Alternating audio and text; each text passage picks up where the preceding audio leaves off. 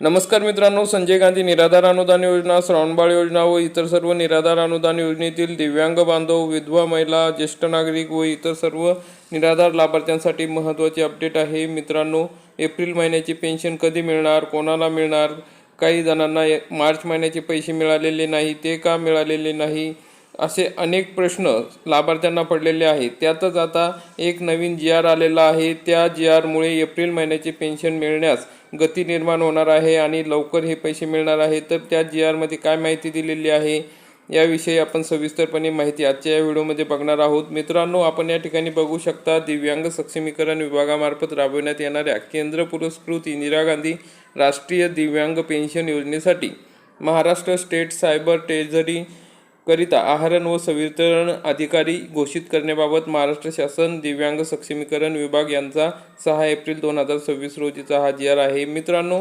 कोणत्याही आर्थिक व्यवहार करताना त्या ठिकाणी अकाउंटंट असणे गरजेचे आहे, म्हणजे कोणाच्या तरी मार्फत ती कार्यवाही होणे गरजेचे आहे, वितरण होणे गरजेचे आहे।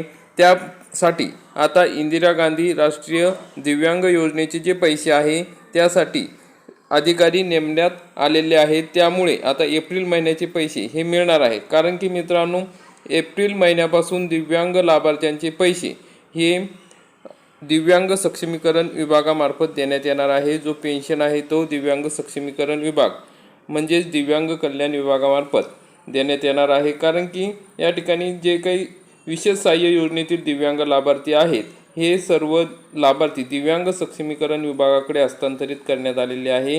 विशेष सहाय्य योजनेचा भाग असलेल्या केंद्र पुरस्कृत इंदिरा गांधी राष्ट्रीय दिव्यांग निवृत्तीवेतन योजना ही 1 एप्रिल 2026 रोजीपासून विभागामार्फत राबवण्यात येणार आहे। तर विभागाने संदर्भाधीन क्रमांक 38/2023 अन्वये केंद्र पुरस्कृत योजनांचा निधी भारतीय रिझर्व्ह बँकेच्या ई-कुबर प्रणालीच्या माध्यमातून वेळेवर वितरित करण्याबाबत SNA स्पर्श या पर्यायी वापराच्या कार्यपद्धती संबंधित मार्गदर्शक सूचना निर्गमित केलेल्या आहेत।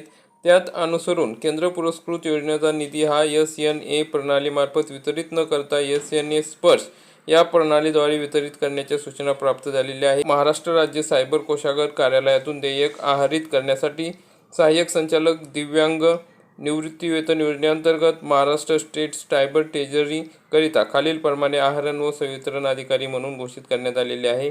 आपण या ठिकाणी बघू शकता, योजनेचे नाव Indira Gandhi national disability pension scheme आणि आहरण व संवितरण अधिकारी आहे सहाय्यक संचालक दिव्यांग सक्षमीकरण आयुक्तालय महाराष्ट्र राज्य पुणे यांच्यामार्फत आता सर्व काही पैशांचे आहरण वितरण होणार आहे। संवितरण अधिकारी यांनी प्रचलित कार्यपद्धतीप्रमाणे संचालनालयाचे लेखा व कोषागार यांचे मार्फत समुचित आहरण व संवितरण अधिकारी संकेतांक घ्यावा। अधिकारी हे त्यांच्याकडील आहरण व संवितरण विषयक कर्तव्य आणि जबाबदाऱ्या त्यांना दुय्यम असणाऱ्या अन्य अधिकाऱ्यांकडे प्रायोजित करू शकणार नाहीत। तसेच शासनाच्या पूर्व मान्यतेशिवाय या व्यवस्थेमध्ये कोणताही बदल केला जाणार नाही।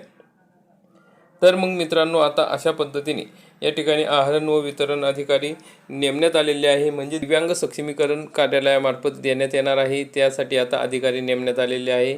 आता त्या अधिकाऱ्यांना या ठिकाणी आता अधिकार मिळाल्यामुळे एप्रिल महिन्याचे पेन्शनचा मार्ग मोकळा झालेला आहे। 7 ते 8 दिवसात सर्व दिव्यांग लाभार्थ्यांना, तसेच संजय गांधी निराधार अनुदान योजनेतील लाभार्थ्यांना, विशेष सहाय्य योजनेतून व दिव्यांग लाभार्थ्यांना दिव्यांग सक्षमीकरण कार्यालयाकडून एप्रिल महिन्याची पेन्शन मिळण्याचा मार्ग सुकर झालेला आहे।